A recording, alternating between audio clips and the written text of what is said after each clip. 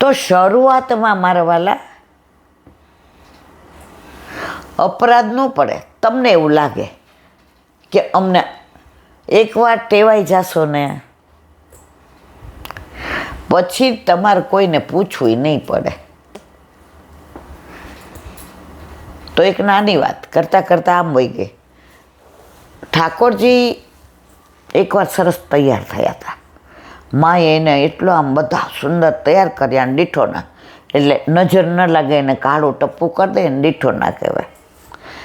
માએ કીધું સાંભળ, જો તું બહાર જવાનું હોય તો ડેલીએ તાળું મારી દો. આટલી મહેનત કરીને તેને ઉબટનો કર્યો, સ્નાન કરાવ્યું, તૈયાર કર્યો, આ તારા કેસ જો વાંકડિયા કેવી ગૂંચ થઈ ગઈ હતી, તારું બધું કર્યું, અને તું બહાર પછી રજમાં રખડીને આવે. જઈશ બહાર? ના. ઠાકોરજી કે તું અંદર જાય એટલી જ વાર છે. માં અંદર નીકળ્યા અને ત્યાં બહારથી ને બૂમ પાડી શકા હોય, લાલા અયો અયો.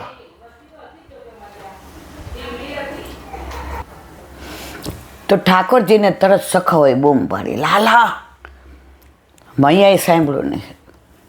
માં અડો લગાવીને ગયા દાગડિયો, તાળું નહોતું માર્યું. હવે ઠાકોરજી તો ઓલા આવડે બધું, બિલી પગે બહાર નીકળી ગયા. હવે બધાએ કીધું કે આપણે બહાર રમવા જાય, વનમાં. બધા વનમાં રમવા ગયા. તો ઠાકોરજી તો એવા ગંદા થઈને આવ્યા, એટલે જેવા માએ અડો લગાવી દીધો કે આવે એટલે આજ બરાબર એને ખખડાવ્યું. એટલે રોહિણીમાં સમજી ગયા એ કે હું જ જાઉં, નહીંતર આજે આને બેના આપ રહેવા દો, હું જ જાઉં છું. આ તો એ કે ઓલું ભૂંડ નહીં, એક ઠાકોરજી વરા અવતાર લીધો હતો, એ કે આવો થઈને આવ્યો, આડોટીને આવ્યો. એ કે ઠાકોરજી કે માં તને તું તો સાચું બોલે છે, મેં તો વરા અવતાર લીધો જ તો, તું હાવ સાચું બોલી ગઈ. અંદર આવ્યા તો માં કે આજે જમવાનું નથી દેવાનું, અહીંયા જ ઊભો રહે. નંદ બાવા, રોહિણીજી, દાવજી પાછળથી આમ આમ કરે, લે લે રોજ મને આ કરે છે, લે. એ કે ઠાકોરજી કે આજે હવે માં જમવા આપે તો મારે જમવું નથી.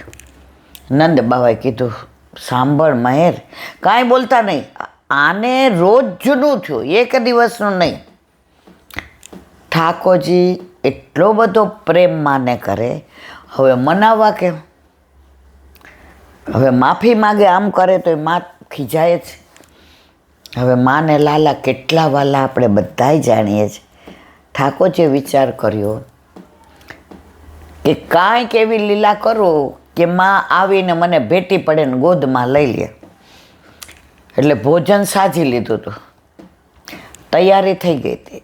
ઠાકોરજીનો પાટલો પડી ગયો હતો, દાવજીનો પડી ગયો હતો, નંદ બાવાનો, રોહિણીજીને યશોદાજી પીરસવાની તૈયારી. ત્યાં ઠાકોરજી આવ્યા ના લીલા થઈ.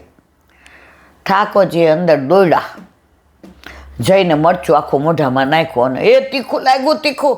ઓલા આંખમાંથી ને પાણી ને બોલાય નહીં ને, તમે જુઓ દોડા દોડ કરે ને માં ભૂલી ગયા કે આ આવો થઈને આવ્યો છે.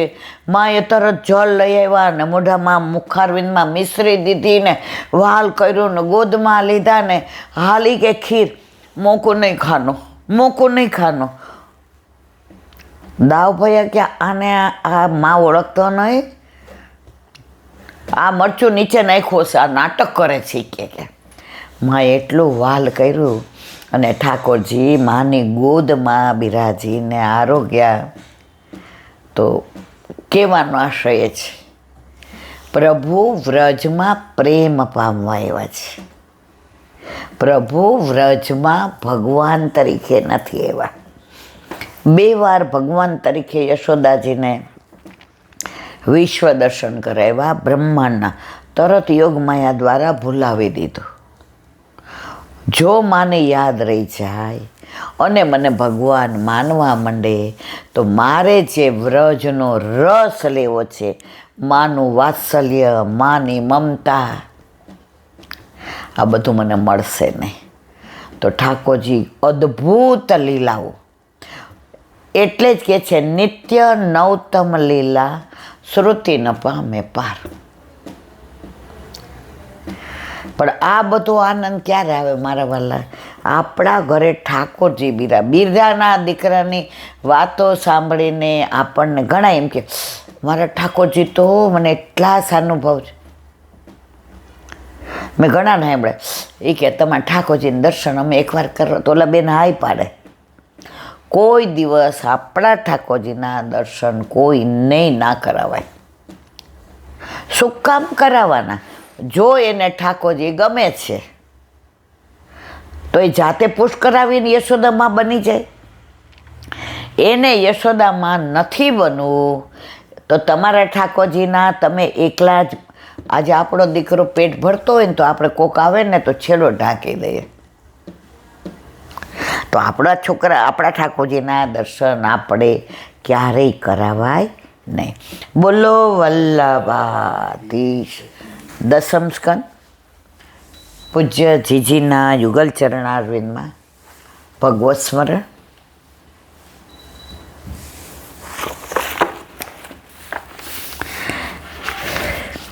આજે ત્યાં ગૌશાળામાં ને ખેતરમાં ને જે દસમ સ્કંદનો આનંદ લીધો,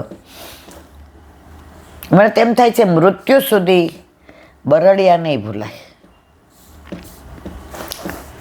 દરેક લીલાનો આનંદ લીધો. ગૌશાળામાં હોય ત્યાં, જે બિરાજતા હોય ત્યાં. ગુસાઈજી તો જવા જ નહોતા દેતા, એક વેગા સુધી હાથ પકડી રાખતા હતા. બધા મુખ્યાજીઓ એવા આપણને ઘડી ઘડી ચા ને કલેવું ને. ત્યાંના મેનેજર આવીને સત્સંગ સાંભળવા બેસી જાય. ત્યાંના ગોવાળિયા એવા, ત્યાંની રજ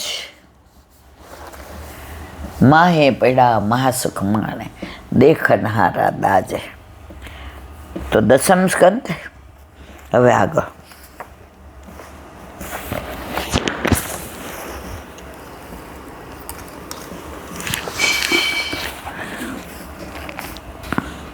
બીજું પરમ સત્ય છે ભગવાનની સત્ય પ્રતીતિ.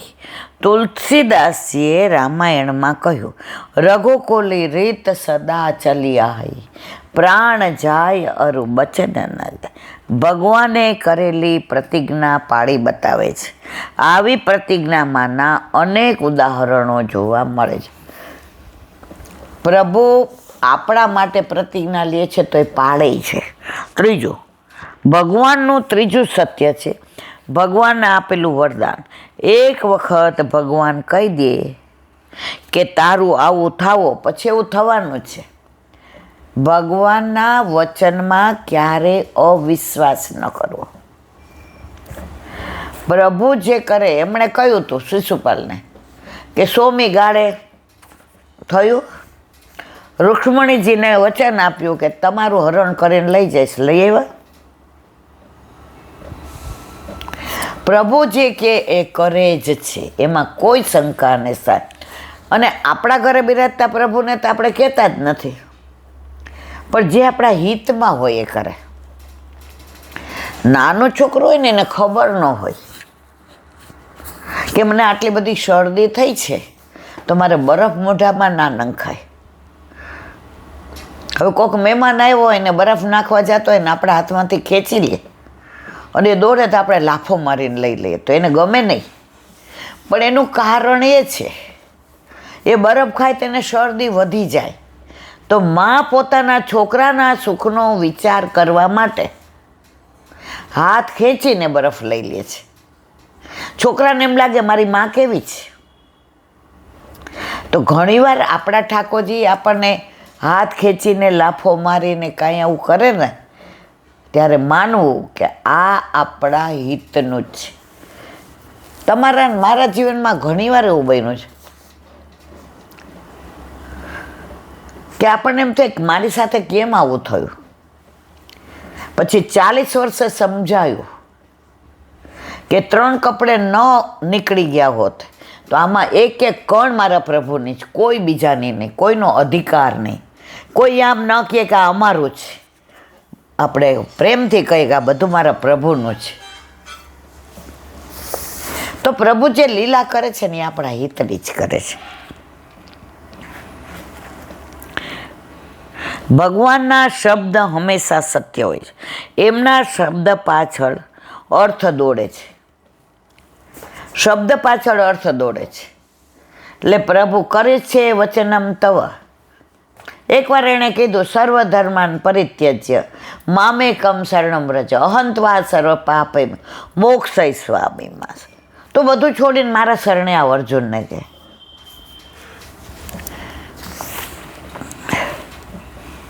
ત્યારે દુનિયામાં આપણા અર્થ પાછળ શબ્દ દોડે છે. દેવો કહે છે કે ત્રિસત્યમ, ભગવાને બનાવેલી 3 વસ્તુઓ સત્ય છે. ભૂ ભુવ સ્વ અર્થાત આલોક પરલોક, જેનો અનુભવ આધ્યાત્મિક દ્રષ્ટિએ થાય છે. ભગવતના, જેનો અનુભવ આધિ દૈવિક દ્રષ્ટિએ થાય છે. ભગવાનમાં 3 લોક સત્ય છે. ત્રીજો અર્થ કર્યો છે ઈશ્વરના 3 રૂપ: જીવ સ્વરૂપ, અક્ષર સ્વરૂપ અને પુરુષોત્તમ સ્વરૂપ. 3: જીવ સ્વરૂપ, અક્ષર સ્વરૂપ અને પુરુષોત્તમ સ્વરૂપ. આ 3 સત્ય છે. જો ઘણા એમ કે જગત સત્ય નથી, વલ્લભે સાબિત કરી દીધું. જીવ, જગત અને જગદીશ 3 સત્ય છે. આ જગત બનાવનારો જગદીશ, જો જગદીશ સત્ય છે તો જગત સત્ય છે. પણ આ જે સંસાર છે ને એ અસત્ય છે, એ આપણે બનાવેલો છે. ગીતાજીમાં ભગવાને સ્વયં આજ્ઞા કરી છે. ભગવાનનું જીવ સ્વરૂપ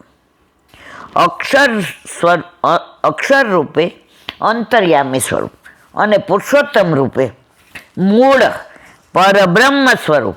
આ 3 સત્ય. જીવ કયો છે? જીવનું સ્વરૂપ. અક્ષર રૂપે અંતર્યામી સ્વરૂપ અને પુરુષોત્તમ સ્વરૂપે મૂળ પરબ્રહ્મ. કેટલાક વિચારકોએ ત્રિસત્યમનો બીજો અર્થ કર્યો છે ત્રિગુણમ ભગવમ સત્યમ. ભગવાન એકવાર હા કહે તો આપણે 3 વખત તેમની હા સમજી લેવી. ભગવાન એમ કહે કે હું અવતાર લઈશ એટલે સમજી લેવું કે તેઓ 3 વખત અવતાર લેશે. ભગવાને એકવાર અવતાર લેવાનું કહ્યું એટલે પહેલી વાર વૃષણી ગર્ભ થઈને આવ્યા, બીજી વાર વામન થઈને પધાર્યા અને ત્રીજી વાર શ્યામ સુંદર થઈને આવ્યા. માટે ભગવાન હવે પોતાના આગળના 2 જન્મોની વાતો કહેશે. એક ટીકાકારે એમ કહ્યું કે આખી દુનિયાના 3 ભાવ છે: આધિ ભૌતિક, આધિ આધ્યાત્મિક અને આધિ દૈવિક. આ 3 સત્ય છે. દ્રશ્યમાન જગત, આ દુનિયા દેખાય જગત, એ આધિ ભૌતિક છે. જે આધિ ભૌતિકમાંથી ઉત્પન્ન થયું છે તે અક્ષર બ્રહ્મ આધ્યાત્મિક છે, પ્રભુને રહેવાનું સ્થાન. આપણાવાળા કોઈ ન લખે કે અમારા માતુશ્રી અક્ષર, આપણામાં લખે ગોલોકવાસી. અને તેમાં વિરાજમાન પરમાત્મા આધિદૈવિક છે. બીજા ટીકાકાર એમ કહ્યું ક્ષર, અક્ષર અને પરબ્રહ્મ એ 3 સત્ય છે, અર્થાત સત્યનું કારણ છે. ભગવાન સ્વયં સત્ય છે અને દુનિયામાં જેટલું સત્ય દેખાય છે એ બધાનું ઉત્પત્તિ સ્થાન પણ એ જ છે. જેમ કાળામાંથી કાળું નીકળે અને ભૂરામાંથી ભીરું નીકળે તેમ સત્યમાંથી, તમે કાળા રંગનો ડ્રેસ પહેરો હોય ને કલર જાતો હોય તેમાંથી કાળો જ નીકળે, લાલ ન નીકળે. એવી જ રીતે સત્યમાંથી, આપણામાંય સત્ય હતું પણ આપણને દુસ્સંગ લાગ્યો. આ કાર્યકારણનો સિદ્ધાંત છે. અસત્યમાંથી કદી સત્ય આવશે નહીં. કેટલાક લોકો એમ કહેતા હતા કે પહેલાં કંઈ નહોતું, એમાંથી કંઈક થઈ ગયું. આપણી બુદ્ધિમાં આ વાત ઉતરે નહીં. આપણે ઈચ્છા કરીએ કે અત્યારે હવામાંથી લાડુનો વરસાદ વરસે, તો એ બને ખરું? એવી કલ્પના કરવાથી લાડુનો વરસાદ વરસે નહીં. ઈશ્વર નામના સતત્વમાંથી સત્યરૂપ જગતનું નિર્માણ થવું, એ જ સત્યરૂપ જગત અંતે સત્યરૂપ ભગવાનમાં લીન થઈ. બધું પ્રભુમાંથી પ્રગટ થયું અને પ્રભુમાં જ લીન થવાનું છે. સત્યવ્રતમાં એક સત્ય બતાવ્યું. સત્યમ પરમાં 4 સત્ય બતાવ્યા. ત્રિસત્યમાં 3 સત્ય બતાવ્યા. આમ આ 8 સત્યોનું કારણ પરબ્રહ્મ પરમાત્મા છે. બોલો વલ્લભાધીશ. વ્રજ વિહાર. સૌરાષ્ટ્રના કાઠિયાવાડના બેઠક કરી એવા એટલે વારંવાર વ્રજ યાદ આવ્યું. વ્રજ માનો કે થોડું દૂર પડે, ટિકિટ બુક કરાવવી પડે, આમ તેમ રહેવાનું.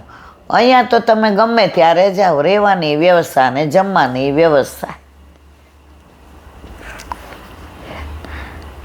ભૂલાતું નથી.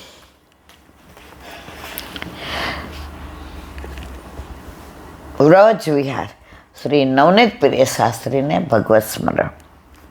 અત્યારે આપણે લીલી પરિક્રમાની અંદર ગોકુળમાં આનંદ કરીએ છીએ. હવે આગળ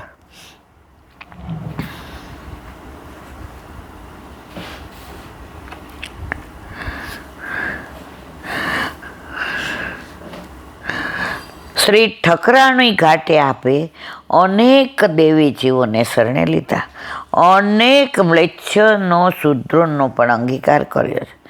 બાદશાહ અકબરને ભગવાન કેમ મળે એ પ્રશ્નનો ઉત્તર દીધો. કોણે? ગુસાઈજીએ.